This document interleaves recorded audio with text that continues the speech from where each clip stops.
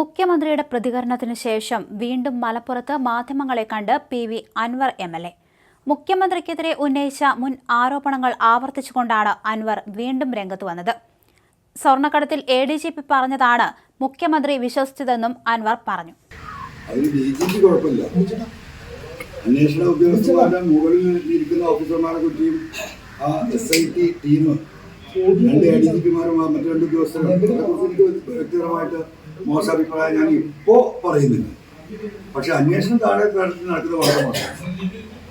ഞാൻ അന്വേഷണ IG-യോട് ഞാൻ പറഞ്ഞിരുന്നത് 188ഓളം കേസുകൾ മുഖ്യമന്ത്രി ഞാൻ പുറത്തു വിട്ടു വന്ന 21, 22, 23 കാര്യങ്ങൾ. അതില് 10 ആളെങ്കിലും വിളിച്ച് നിങ്ങൾ അന്വേഷിക്കുക. ഞാൻ ഈ പറഞ്ഞ കാര്യങ്ങൾ നിങ്ങൾക്ക് ബോധ്യപ്പെടും. ഒരാളെ പോയി ഇതുവരെ വിളിച്ചിട്ടില്ല. അത് കഴിഞ്ഞ് ഈ കള്ളക്കടത്ത് സംഘത്തിന്റെ നിർബാധമുള്ള സ്വർണ്ണക്കള്ളക്കടത്ത് തടയുന്നതിന് പോലീസ് ശക്തമായ ഇടപെടൽ നടത്തിയിട്ടുണ്ടെന്ന് ബഹുമാനപ്പെട്ട മുഖ്യമന്ത്രി പറഞ്ഞത്.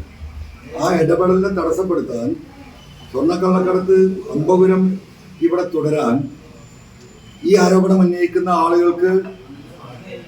ആളുകളിൽ അത്തരത്തിലൊരു താല്പര്യമുണ്ടോ എന്ന് പരിശോധിക്കണം. അപ്പോൾ നിങ്ങൾ ചോദിച്ചു പി.വി. അൻവറാണോ?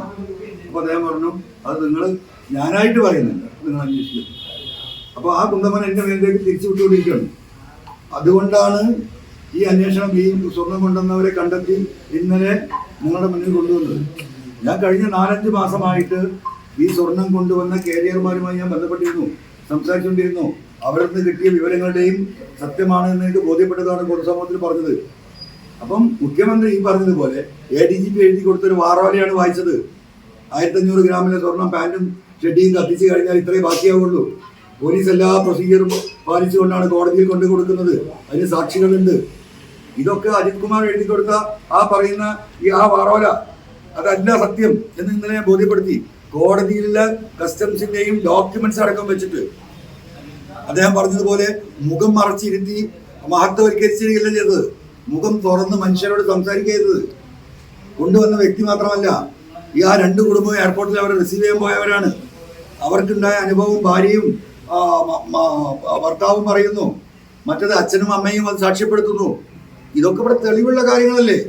അപ്പൊ ഇപ്പൊ മുഖ്യമന്ത്രിക്ക് ബോധ്യപ്പെട്ടു. എന്താ ബോധ്യപ്പെട്ടത്? അൻവർ ആണ് ഇതിന്റെ പിന്നിൽ. അതല്ല അദ്ദേഹം പറഞ്ഞതിന്റെ ആകെ രത്നം ചുരുക്കം. ആയിക്കോട്ടെ, ഞാൻ ബഹുമാനപ്പെട്ട മുഖ്യമന്ത്രിയെയും പാർട്ടിയോട് ഇപ്പൊ പറയുന്നു, ആവശ്യപ്പെടുന്നു, സിറ്റിംഗ് ജഡ്ജിയെ കൊണ്ട് അന്വേഷിപ്പിക്കണം ഹൈക്കോടതിയിലെ. ഞാൻ തിങ്കളാഴ്ച ഹൈക്കോടതിയെ സമീപിക്കാൻ പോവുകയാണ്. ഇത്ര വലിയ ഒരു എന്താ പറയാ കൊള്ള, ടാക്സ് വെട്ടിപ്പ്, സ്വർണ്ണക്കള്ളക്കടത്ത്, ഈ പറയുന്ന ഡാൻസ് ഓഫ് സംഘത്തെ ഉപയോഗിച്ചിട്ടുള്ള ഇത്തരം കാര്യങ്ങൾ, മയക്കമരുന്ന് കച്ചവടം, ഇതൊക്കെ അജിത് കുമാറും ടീമും നടത്തിയ എത്രയോ സാക്ഷ്യപ്പെടുത്തുന്ന തെളിവുകൾ നിങ്ങൾ തന്നെ പുറത്തുവിട്ടതാണ്. എത്രയോ നിരപരാധികൾ ജയിലിലാണ്. എന്താ ബഹുമാനപ്പെട്ട മുഖ്യമന്ത്രിക്ക് മാത്രം ഇത് ബോധ്യപ്പെടാത്തത്?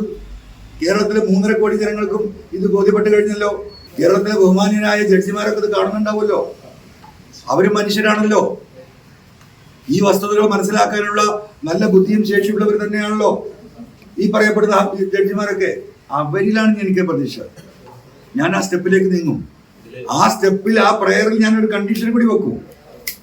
ഇത് ബഹുമാനപ്പെട്ട ഹൈക്കോടതി ജഡ്ജിമാരുടെ സാന്നിധ്യത്തിൽ ഇത് അന്വേഷിക്കുമ്പോൾ ആ അന്വേഷണ സംഘത്തെ ബഹുമാനപ്പെട്ട ഹൈക്കോടതി തന്നെ തീരുമാനിക്കണം. കേരളത്തിലെ സത്യസന്ധരായ റെക്കോർഡുള്ള IPS തുടങ്ങി താഴേക്കട വരെയുള്ള സത്യസന്ധരമായ പോലീസ് ഓഫീസേഴ്സിനെ ബഹുമാനപ്പെട്ട ഹൈക്കോടതിക്ക് അത് കണ്ടെത്താൻ സാധിക്കും.